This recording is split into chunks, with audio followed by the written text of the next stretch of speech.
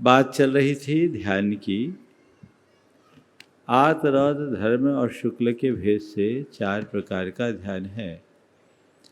इसमें आर्त और रौद्र ध्यान तो हमारे संस्कारवश हमें हमेशा होता रहता है, लेकिन इस आर्त ध्यान और रौद्र ध्यान से अपने चित्त को हटाकर धर्म में लगाना ही हमारा तप है और यही हमारा पुरुषार्थ है। तो आर्त ध्यान और रौद्र ध्यान से बचकर धर्म ध्यान में कैसे लगे, यह अहम सवाल है। इष्ट के वियोग से, अनिष्ट के योग से, पीड़ा की चिंता से अथवा भावी भोगों की चिंता में हमारा बहुत समय जाता है और ये सब आर्त ध्यानात्मक परिणति है। इसी प्रकार हिंसा, झूठ, चोरी और विषय संरक्षण अथवा परिग्रह के रस में जो हमारा समय बीतता है वह रौद्र ध्यानात्मक है। ये अशुभ है। इस अशुभ से अपने आप को हटाकर शुभ में टिकाना ही वास्तविक धर्म ध्यान है। तो वो कैसे आए? तो धर्म ध्यान के भेदों को अगर हम समझेंगे तो जिन परिस्थितियों में हम आर्त ध्यान करते हैं वही हमारे आत्म ध्यान का कारण बनेगा। आज्ञा पाए विपाक संस्थान विचियाय धर्म्यम। आज्ञा अपाय विपाक संस्थान के विचय का नाम धर्म ध्यान। विचय यानी विचार। भगवान वीतरागी प्रभु की जो धर्म संबंधी आज्ञाएं हैं उन्हें स्वीकार करना आज्ञा विचय धर्म ध्यान है। अर्थात ये 24 घंटा चल सकता है। अभी आप लोग क्या कर रहे हैं? कौन सा ध्यान चल रहा है? अभी मैं ध्यान से बोल रहा हूँ, आप ध्यान से सुन रहे हैं और क्या कर रहे हैं? शास्त्र की बातें पढ़ रहे हैं, सुन रहे हैं। ये क्या हो गया? धर्म ध्यान। धार्मिक कर्तव्यों का भाव पूर्वक अनुपालन करना आज्ञा विचय धर्म ध्यान है। तो यदि हमसे ज़्यादा कुछ नहीं बनता और हम धार्मिक कर्तव्यों को भाव सहित पालते हैं तो वो भी हमारा धर्म ध्यान है, ऐसा समझना चाहिए और अपना अधिकतम समय ऐसे ही धर्म ध्यान में बिताना चाहिए। अपाय विचय। इस संसार में संसारी प्राणियों का दुख कैसे दूर हो, इस प्रकार के करुणापूर्ण चिंतन का नाम अपाय विचय। दुख दूर कैसे हो, अंदर से करुणा का भाव होना, ये एक बड़ी उत्कृष्ट भावना है जो संवेदनशीलता की प्रगाढ़ता में प्रकट होती है। तो ये कौन सा ध्यान हुआ? अपाय विचय। विपाक, कर्म के फल के संबंध में विचार करना विपाक विचय धर्म ध्यान है। कर्म फल का अनुचिंतन। हमारे जीवन में जब भी कुछ घटे, कुछ उल्टा घटता है, हम विचलित हो जाते हैं और जिस समय उल्टा घटे यदि उसे हम कर्म का उदय मान ले तो वही हमारा धर्म ध्यान बन जाता है। क्या बन जाता है? धर्म ध्यान। तो जो उल्टा हुआ उसको आप ये मानो मेरे कर्म का उदय है। विपत्ति आई, कर्म का उदय। बीमारी आई, कर्म का उदय। वियोग हुआ, कर्म का उदय। कोई विसंगति हुई, कर्म का उदय। धर्म ध्यान हो गया ना। कर्म सामने होगा तो धर्म ध्यान होगा, परिस्थिति सामने होगी तो आर्त ध्यान होगा। तो जब भी ऐसी कोई विषम परिस्थितियां निर्मित हो तो परिस्थितियों की तरफ देखने की जगह अपने कर्मों की तरफ देखें ताकि हम धर्म ध्यान में अपने आप को रमा सकें। संस्थान लोक के आकार के संबंध में विचार करना संस्थान विचय धर्म ध्यान कहलाता है। अब है शुक्ल ध्यान, जो मन की अत्यंत पवित्रता से होती है और वह शुक्ल ध्यान वीतरागी मुनियों को होता है। वो कैसा होता है? आगे के सूत्र। शुक्ले चा दे पूर्वविदः। शुक्ल ध्यान 4 प्रकार का होता है जिनकी चर्चा आगे करेंगे। इनमें आदि के 2 शुक्ल ध्यान पूर्वविद यानी विशिष्ट ज्ञानी मुनि राजों को होता है। 11 अंग और 10 पूर्व के जो ज्ञाता हैं उनको, या पूर्व को जो ज्ञाता हैं उनको ये शुक्ल ध्यान होता है। परे केविलिनः,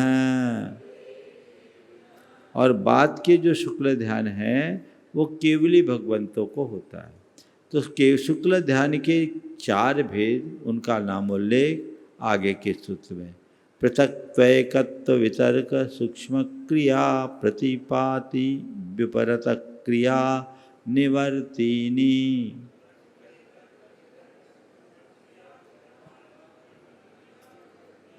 पृथक्त्व वितर्क, एकत्व वितर्क, सूक्ष्म क्रिया प्रतिपाति और विपरत क्रिया निवर्ति के भेद से शुक्ल ध्यान के यहाँ 4 भेद बताए। हम लोग इसे एक बार समझ लें। पृथक्त्व वितर्क विचार, एकत्व वितर्क अविचार, सूक्ष्म क्रिया प्रतिपाति और विपरत क्रिया निवृत्ति, ये शुक्ल ध्यान के 4 भेद हैं। पहला भेद है पृथक्त्व वितर्क विचार। इसमें 3 शब्द हैं, पृथक्त्व, वितर्क और विचार। ये ध्यान की, शुक्ल ध्यान की सबसे प्रारंभिक भूमिका है। पृथक्त्व यानी जहाँ भिन्नता, विविधता हो, ध्येयगत विविधता। द्रव्य से गुण, गुण से पर्याय में परिवर्तन, द्रव्य से द्रव्यांतर, गुण से गुणांतर, पर्याय से पर्यायांतर में ध्यान जाए, उसको बोलते हैं पृथक्त्व। वितर्क यानी श्रुत ज्ञान का आलम्बन, श्रुत वाक्यों का आलम्बन। विचार जिसमें मन वचन काय योगों में परिवर्तन हो, ध्येयगत पदार्थ में परिवर्तन हो, और व्यंजन यानी श्रुत के वाक्यों में परिवर्तन हो। तो जिसमें बदलाव होता रहे, वो बदलाव एक दूसरे से लिंक होगा, लेकिन बदलाव, उस ध्यान को पृथक्त्व वितर्क विचार शुक्ल ध्यान कहते हैं।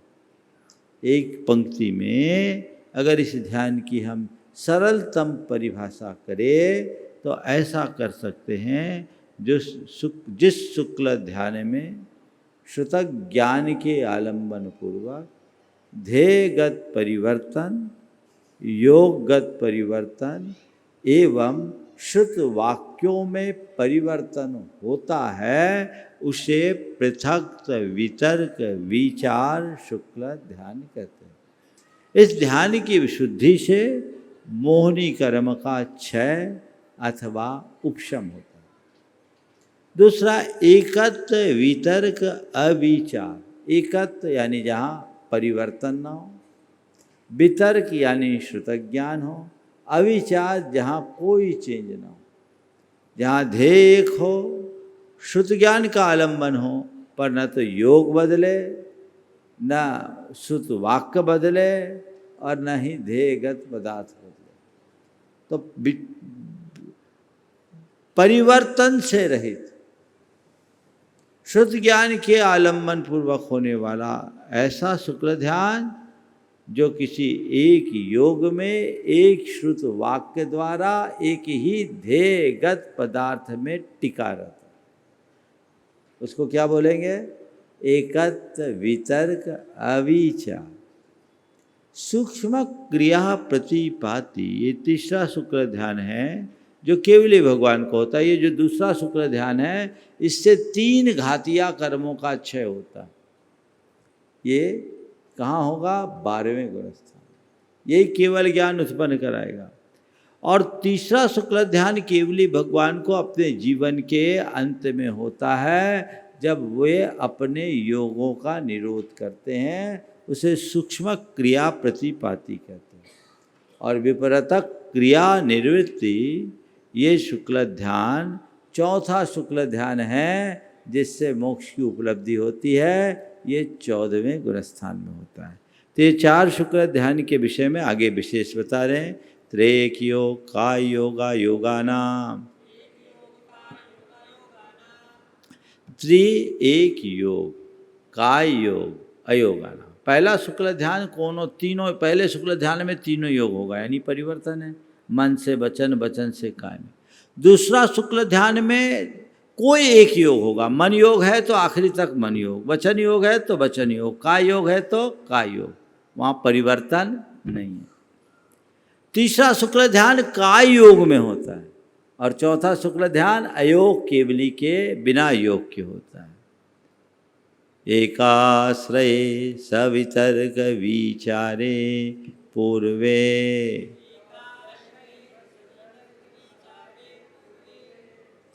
पहले के जो दो शुक्ल ध्यान है, एकाश्रय, दोनों का आश्रय तो एक ही लेते, यानी श्रुत पूर्वधर श्रुत ज्ञानी, अभिन्न 10 पूर्व के जो ज्ञाता हैं वे ही इनका आश्रय लेते, लेकिन वितर्क और विचार से सहित होते। पहला शुक्ल ध्यान में वितर्क और विचार दोनों हैं, तो महाराज दूसरे में भी विचार होगा, घबरा नहीं, बता रहे। अविचारम द्वितीयम, दूसरे शुक्ल ध्यान में विचार नहीं होता है। विचार यानी हमारे विचारना वाला विचार नहीं, विचार क्या आगे बताएंगे। वितर्कः श्रुतम, श्रुत ज्ञान के आलम्बन को वितर्क कहते हैं। विचारोर्थ व्यंजन योग संक्रांति ही,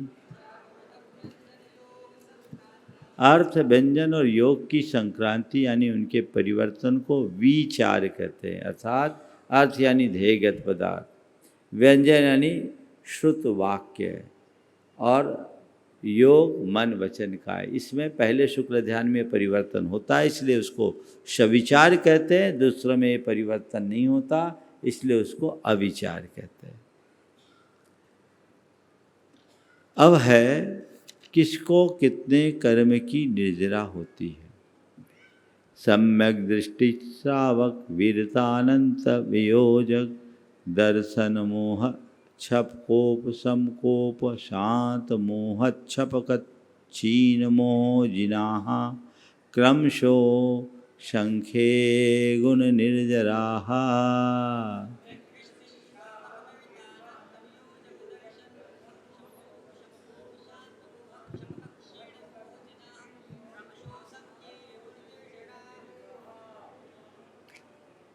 सम्यक दृष्टि सावक विरत अनंत वियोजक दर्शन मोह छपक उपशामक उपशांत मोह छपक छीन मोह जिन, ये क्रमशः असंख्यात गुणी निर्जरा वाले हैं। ये 10 स्थान।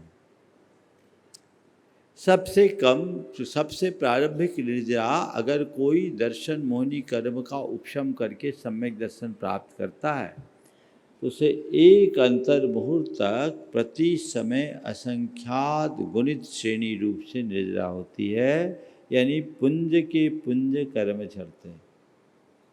फिर उससे ज़्यादा निर्जरा श्रावक, अगर कोई पंचम गुणस्थानवर्ती श्रावक हो जाता है, पूरे जीवन प्रति समय असंख्यात गुणित श्रेणी रूप कर्मों की निर्जरा होती है। कल महाराज जी लोग आप लोगों को बोल रहे थे, प्रतिमा लोग कमाई का जरिया है, कर्म झड़ाने का अवसर है। अव्रती होकर मत जाओ, व्रती बनकर जाने का ध्येय बनाओ। कम से कम 5 अनुव्रत तो अंगीकार कर ही लो। अभ्यास करोगे सब होगा। अपना लक्ष्य बनाओ, और केवल ऊपर के केवल 16 के खाने का नाम प्रतिमा नहीं है जो रूढ़ हो गया। प्रतिमा तो असल में भोगासक्ति की मंदता, धनासक्ति की अल्पता, सत्य निष्ठा और अहिंसक वृत्ति का नाम है। प्रतिमा ले लिया, फिर भी भोगों की आसक्ति है, पैसों में आसक्ति है, घर परिवार में बहुत ज़्यादा आसक्ति है, तो अभी मज़ेदारी नहीं है। प्रतिमा ले लिए पर झूठ बोलने में कोई कमी नहीं है, ईर्ष्या राग द्वेष में कोई कमी नहीं है, तो उस प्रतिमा का कोई मजा नहीं है। प्रतिमा लिया है तो पांचों अनुव्रतों को भाव सहित निभाओ, तब आप पंचम गुण स्थान की योग्य बन पाएंगे। अगर भेद विज्ञान के साथ है, केवल प्रतिमा लो हम लोगों की प्रेरणा से आप लोग प्रतिमा तो ले लेते हैं और 16 में तो दृढ़ता रखते हैं, बाकी केवल 16 के खाने का नाम प्रतिमा नहीं है, 16 के जीवन का नाम प्रतिमा है। जीवन को 16 का बनाओ, शुद्ध पवित्र, जो पंचम गुण स्थान के योग्य। बैठ जाओ, अभी बैठो बैठो करेंगे, बैठ तो जा। बहुत अच्छे भाव लेके आई माता, एक बार इनका अभिनंदन कर दो। तो पंचम गुण स्थान के योग्य परिणाम जगाओ, तो आपको प्रति समय असंख्यात गुनी निर्जरा होगी। फिर उनकी निर्जरा से विरत, यानी एक मुनि राज की निर्जरा प्रति समय अनंत असंख्यात गुनी। उस विरत की निर्जरा से अगर कोई चौथे से सप्तम गुण स्थान में अनंतानुबंधी क्रोधमान माया लोभ की विसंयोजना करता है, तो एक अंतर मुहूर्त तक उसकी निर्जरा अधिक होती है। उनकी निर्जरा से दर्शन मोहनी छपक, जो क्षायिक सम्यक दर्शन को प्राप्त करने की प्रक्रिया में लगा है, एक अंतर मुहूर्त तक उसकी निर्जरा अधिक होती है। फिर है उपशामक, जो उपशम श्रेणी वाले मुनिराज हैं, उनकी निर्जरा उससे असंख्यात गुनी। और उपशम श्रेणी वाले मुनिराज से उपशांत मोह 11वें गुण स्थान वालों की निर्जरा असंख्यात गुनी। 11वें गुण स्थान वाले बीतरागी मुनि की जितनी निर्जरा, उससे असंख्यात गुनी 8वें गुण स्थान वाले छपक श्रेणी की निर्जरा, उससे 9 में फिर 10वें। और छपक श्रेणी में जो निर्जरा, उससे असंख्यात गुनी क्षीण मोह 12वें गुण स्थान में। और 12वें गुण स्थान की जितनी निर्जरा है, उससे असंख्यात गुनी निर्जरा केवली भगवंत की है। और उसमें भी सर्वाधिक निर्जरा समुद्घात में है। ये 10 निर्जरा के स्थान हैं। कहीं कहीं समुद्घातस्थ केवली को अलग रख लेते हैं, तो निर्जरा के 11 स्थान मान्य किए जाते हैं। अब है मुनियों के भेद। पुलाक बकुस कुशील निर्गंथ स्नातका निर्गंथा।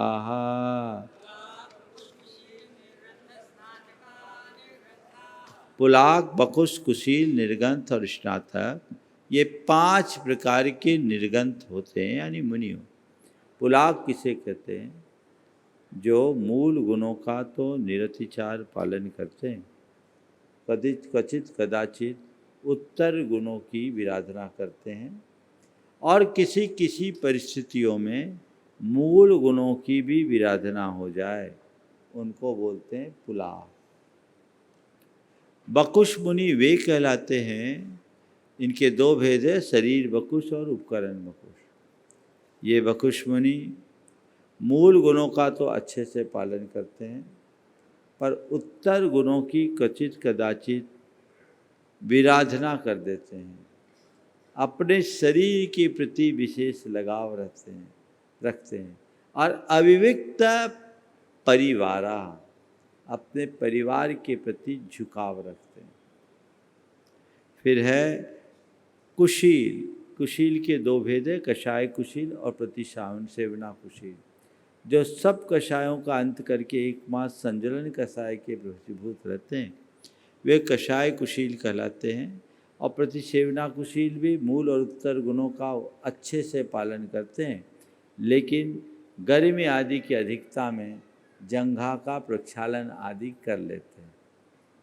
और स्नात निर्गंथ, जिन्हें अंतर मुहूर्त में केवल ज्ञान होने वाला है, उन मुनिराजों को निर्गंथ कहते हैं। स्नातक केवल ज्ञानी मुनिराज को स्नातक कहते हैं।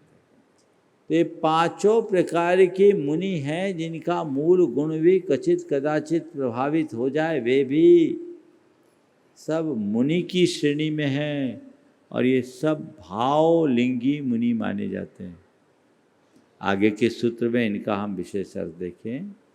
संयम श्रुत प्रतिसेवना तीर्थलिंगे लेशोपपाद स्थान विकल्पतः साध्याः।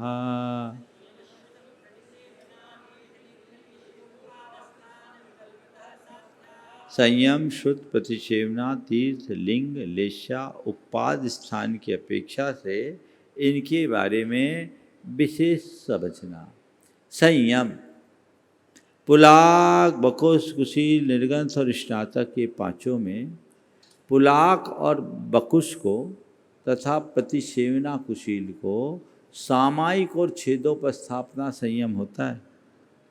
उन मुनियों को भी जो मूल गुणों में भी कभी कभी दोष लगा दे।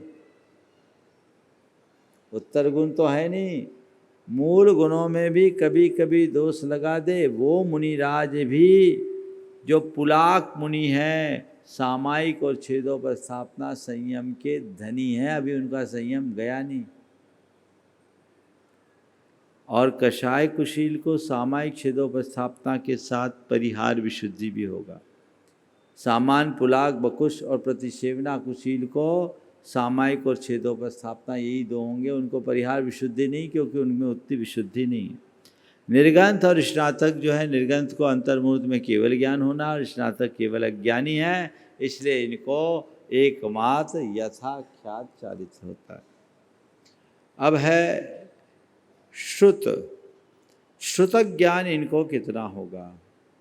तो पुलाक को उत्कृष्ट ज्ञान होगा तो अभिन्न 10 पूर्वों तक का ज्ञान पुलाक को होगा। और जघन ज्ञान होगा तो आचार वस्तु, क्या करना है क्या नहीं करना, वो एक प्रकार से अष्ट प्रवचन मातृका रूप है, 5 समिति और 3 गुप्ती जैसी। बकुश का उत्कृष्ट ध्यान शुक्ल ध्यान ज्ञान श्रुतक ज्ञान अभिन्न 10 पूर्व, प्रतिसेवना कुशील का भी उत्कृष्ट अभिन्न 10 पूर्व, और जघन्य जो होगा वो अष्ट प्रवचन मातृका। कषाय कुशील का उत्कृष्ट 14 पूर्व और जघन्य अष्ट प्रवचन मातृका। निर्गंथ का भी जघन्य अष्ट प्रवचन मातृका। इसमें एक बात आती है शुक्ल चाद्य पूर्विदा का, और यहाँ निर्गंथ को अष्ट प्रवचन मातृका रूप जगन श्रुतक ज्ञान है। क्यों? शिवभूति मुनिराज जैसे महाराज भाव श्रुतक ज्ञान उनके पास पूर्ण हो सकता है। द्रव्य श्रुतक ज्ञान यदि अर्थ अष्ट प्रवचन मातृका भी हो तो जीव केवल ज्ञान प्राप्त कर सकता है, ये इसका अर्थ हो सकता है इस कथन से। अन्यथा इनका जघन श्रुत इतना बनेगा नहीं, और शिवभूति महाराज जैसे को केवल ज्ञान कैसे होगा? आचार्य ज्ञान सागर जी महाराज ने अपनी तत्वार्थ दीपिका में इसका बहुत अच्छा विवेचन किया, उसको देख लेना। अब आई बात प्रतिसेवना को। कषाय कुशील को उत्कृष्ट 14 पूर्व, जघन अष्ट प्रवचन मातृका, निर्गंथ के लिए भी वही, और केवल ज्ञान तो श्रुतक ज्ञानी अतीत होते हैं। प्रतिसेवना, प्रतिसेवना का मतलब है अपने मूल उत्तर गुणों में आंशिक विराधना। पुलाक दूसरों के दबाव में आकर अपने मूलभूत 5 व्रतों में भी और रात्रि भोजन त्याग रूप 6 अनुव्रतों में भी दोष लगा देते हैं। यानी रात में खा लेते हैं, क्या खा नहीं लेते, किसी को खिलवा देते हैं। कभी कभार आ जाए, बिहार हो रहा है, देर हो गई, शाम ढलने को है, जा बेटा अभी तो उजाला है, देख लेते, पैदल चल के आया। ये क्या है? स्खलन है ना, कृत कारित अनुमोदन। तो फिर भी पुलाक मुनि के साथ 5 मूल व्रतों में और रात्रि भोजन त्याग रूप 6 व्रत में किंचित दोष लग सकता है। बकुश के लिए भी वो उपकरण और शरीर के प्रति आकर्षण होने से थोड़ा तेरा मेरा हो जाता है, समझिए, उसके संक्लेश होते हैं। तो उपकरण बकुश अपने उपकरणों में आसक्त, अपने कमंडलों की डेंटिंग सजाने में लगे रहेंगे। समझ गए? मन है शरीर पे ही विशेष केयरिंग रखेंगे। ये बकुश मुनि की प्रतिसेवना है। प्रतिसेवना कुशील मूल गुणों को सुरक्षित रखते हैं, पर उत्तर गुणों में कभी कभार विराधना हो जाती। तो संयम, श्रुत, प्रतिसेवना, कषाय कुशील की कोई प्रतिसेवना नहीं, निर्गंथ प्रतिसेवना रहित रहते हैं, और स्नातक की तो प्रतिसेवना का कोई सवाल ही नहीं। तीर्थ, ये सब तीर्थंकरों के तीर्थ में होते हैं। लिंग, ये सब के सब भावलिंगी होते हैं। लेश्या, इनकी जो लेश्या है इसमें पुलाक बकुश की कचित कदाचित 6 लेश्याएं हो सकती, और बाकी बकुश की 6 लेश्याएं हो सकती, किसी चीज को लेके संकलेश हो जाए। बाकी पुलाक, बकुश और प्रतिसेवना कुशील की 3 शुभ लेश्याएं, और कषाय कुशील की और निर्गंथ की शुक्ल लेश्या, ये है ना। प्रतिसेवना कुशील और बकुश की 6 लेश्या, अंत की 4 कषाय कुशील की, ये लेश्याएं बताई है। और निर्गंथ की शुक्ल लेश्या, स्नातक की शुक्ल लेश्या।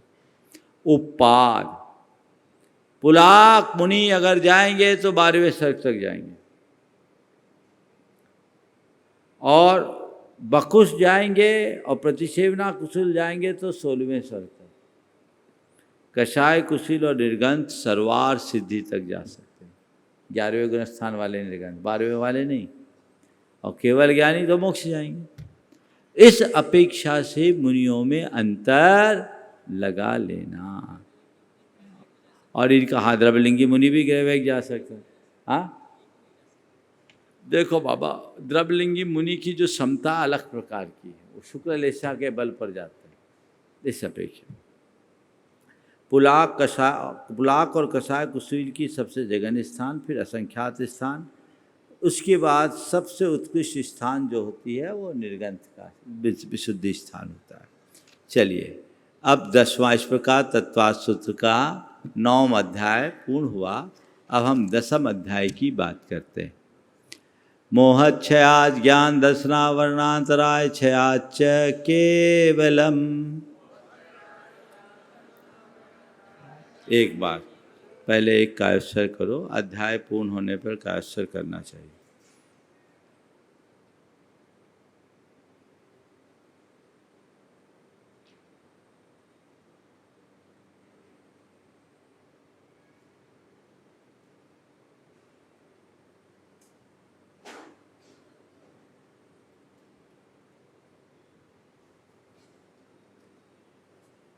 मोह क्षयात् ज्ञान दर्शना वर्णांतराय क्षयाच्च केवलम।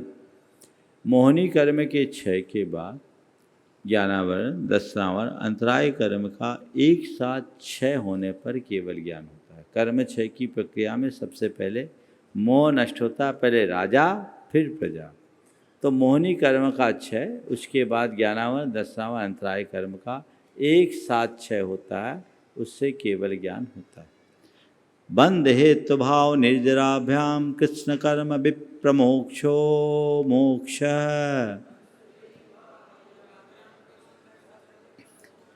बंध के हेतुओं का अभाव और सतत चलने वाली निर्जरा से कृष्ण कर्म विप्रमोक्षो, सर्व कर्मों का, संपूर्ण कर्मों का वियोग होना मोक्ष कहलाता है। एक साथ कृष्ण कर्म, इसको बोलते हैं आत्यंतिक क्षय, जहाँ नए कर्मों के आगमन की कोई संभावना न हो और पुराने कर्म समूल नष्ट हो।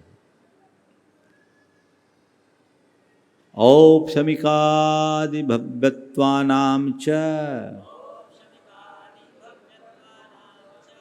मोक्ष होने पर केवल कर्म ही नहीं जाते, औपशमिकादिक और भव्यत्वादिक भाव भी समाप्त हो जाते। कुछ बचता है, हाँ कुछ बचता है। क्या बचता है? अन्यत्र केवल सम्यक्त्व ज्ञान दर्शन सिद्धत्वेभ्य। केवल सम्यक, केवल ज्ञान, केवल दर्शन और सिद्धत्व, इनको छोड़कर बाकी सबका क्षय हो जाता है। दानादि लब्धियाँ केवल ज्ञान में समाहित हो जाती हैं। तदनंतर मूर्ध्वम गच्छत्या लोकांता, और मुक्ति होते ही आत्मा सीधे ऊपर जाते हैं। कहाँ? लोकांत तक, लोक के अंत तक। ऊपर ही क्यों जाते हैं, इधर उधर क्यों नहीं जाते हैं? तो कहते हैं पूर्व प्रयोगाद संगत्वाद बंधच्छेदात् तथागति परिणामाच्च।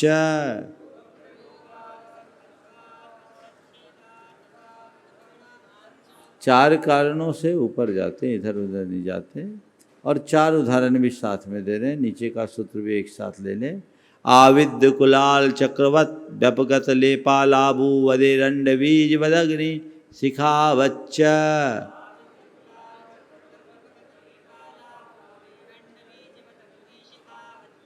देखिए, पूर्व प्रयोगात, पुराने प्रयोग से, अर्थात पहले हमने ध्यान के बल पर चेतना के ऊर्ध्वारोहण का प्रयोग किया तो मुक्ति होते ही आत्मा सीधे ऊपर की ओर जाती। उदाहरण क्या दिया? आविद्य कुलाल चक्रवत। कुलाल कुम्हार ने चाक को एक बार घुमा दिया, तो एक बार चाक घुमाता है तो वो चाक कई लंबे समय तक घूमता रहता है। तो पहले से अपनी आत्मा चेतना के चक्र को घुमाया तो वो क्या घूम रहा है? आविद्य कुलाल चक्रवत। फिर क्या? पूर्व असंगत्वात्, संग रहित होने से, अर्थात कोई आसक्ति नहीं है। तो कह रहे हैं व्यपगत चक्रवत व्यपगत लेपा लाभुवत। अलाबू बोलते तुम्बी को। उस तुम्बी में लेप लगा दो मिट्टी का और पानी में डालो तो क्या होगा? वो तुम्बी डूब जाएगी। लेकिन जब उसकी मिट्टी गल जाती है तो तुम्बी वापस तैरने लगती है। इसी प्रकार यह जीव जब तक कर्म के लेप से लिप्त रहता है संसार में डूबता उतराता है। जब कर्म लेप से मुक्त हो जाता है तर जाता है, इसलिए ऊपर चले गए। ये भी समझ में नहीं आया। ठीक है भैया। बंधच्छेदाद, बंधन के टूटने से। बंधन के टूटने से कैसे ऊपर चले गए?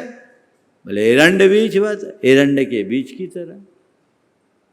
बंधन के टूटने से एरंड के बीज की तरह क्या मतलब? एरंड का जो बीज होता है उसका मुंह नीचे होता है, और जब वो पकता है तो पक कर चटकता है। तो कोई चीज़ ऐसे ऐसे चटकेगी तो नीचे गिरना चाहिए ना। लेकिन वो एरंड के बीज के बारे में ऐसा कहा जाता है नीचे न गिर कर के सीधे ऊपर की ओर उचटता है। आचार्य उमा स्वामी ने देख लिया होगा, उन्होंने कहा ये उदाहरण मेरे काम का है। तो एरंड बीज वत, एरंड के बीज की तरह। कैसे? तो बंधन के टूटने से, कर्म का बंधन टूटा तो आत्मा उचट के सीधे ऊपर जाता है, इधर उधर नहीं जाता। बोले हमको ये भी समझ में नहीं आया। बोले चलो ये भी समझ में नहीं आया तो चौथा हेतु देते हैं तथागति परिणामाच। वैसा स्वभाव होने से। कैसे? अग्नि शिखावत, जैसे अग्नि की शिखा, निर्वात शिखा सीधे ऊपर की ओर जाती, इधर उधर नहीं जाती। हवा चलती तो इधर उधर जाती है। ऐसे ही जब तक कर्म की हवा हमें प्रेरित करती तो इधर उधर जाती है। कर्म की वायु से मुक्त होते हैं, चेतना सीधे ऊपर की ओर जाती है। तो ये ऊपर की ओर जाते हैं। कहाँ तक जाते हैं? तो लोक के अंत तक ही जाते हैं, उससे आगे क्यों नहीं जाते? कहते धर्मास्ति काया भावा। उससे आगे धर्मास्ति काय का अभाव होने से नहीं जाते। धर्म द्रव्य का अभाव है, जहाँ तक पटरी होगी वहीं तक गाड़ी जाएगी, उससे आगे नहीं जाएगी। अब है इस प्रकार सिद्धों की बात हो गई। सिद्धों के बारे में हम ध्यान करें तो कैसे करें? क्षेत्र काल गति लिंगतीत चारित्र प्रत्येक बुद्ध बोधित ज्ञानावगाहनांतर संख्याल बहुत्वत साध्या।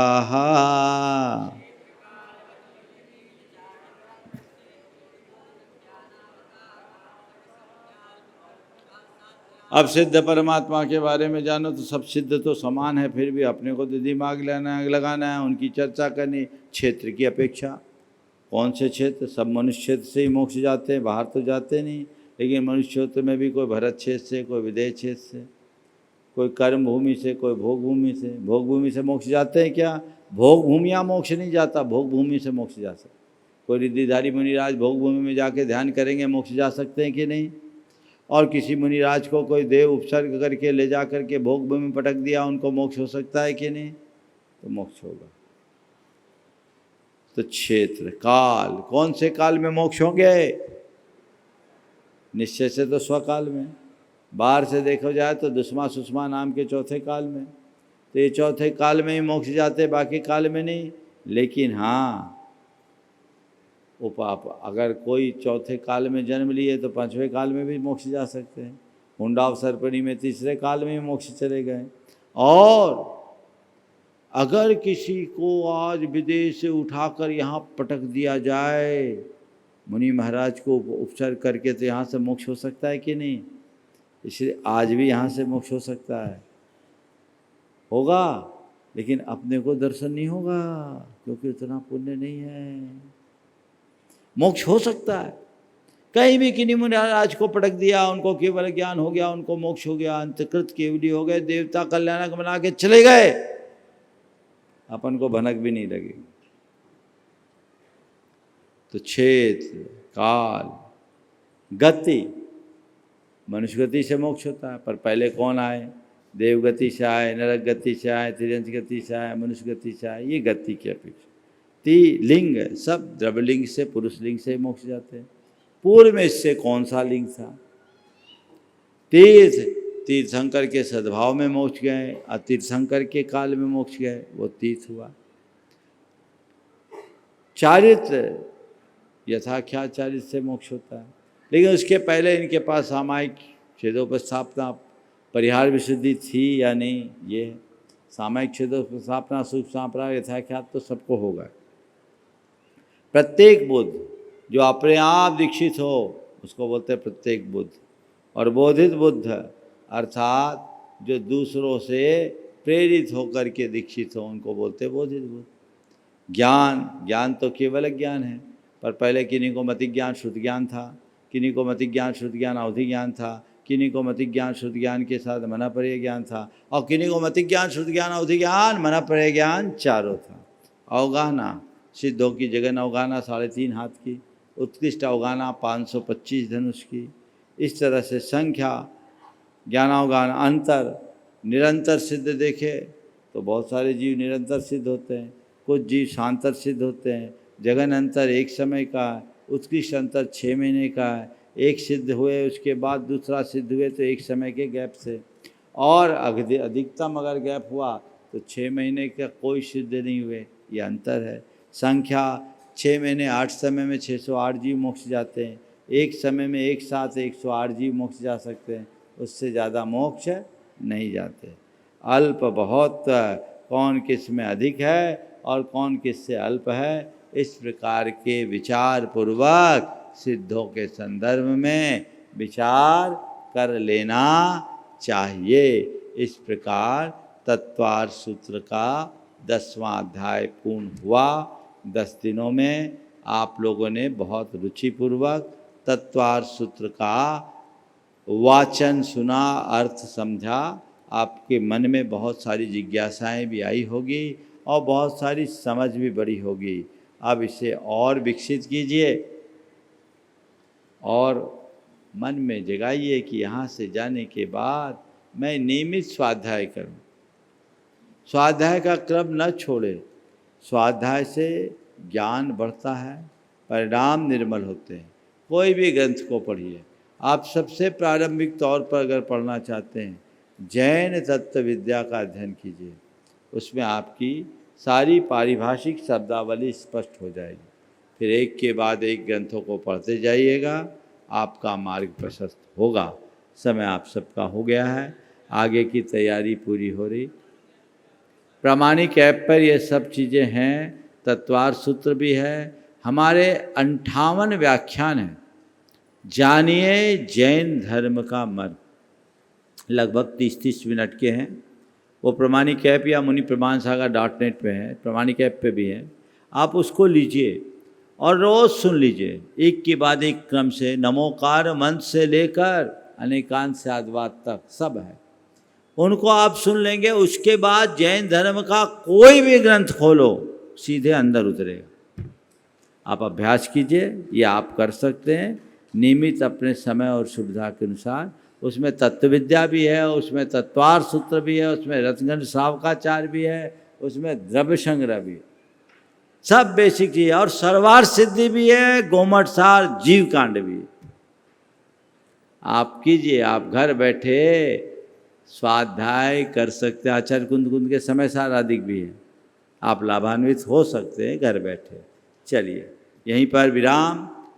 जावानी के ज्ञानते सूझे लोकालोक, शोवानी मस्तक धरो सदा देत हूँ धोख। हे जिनवानी भारती तोय जपो दिन रैन, जो तेरो शरणा गहे सो पावे सुख चैन।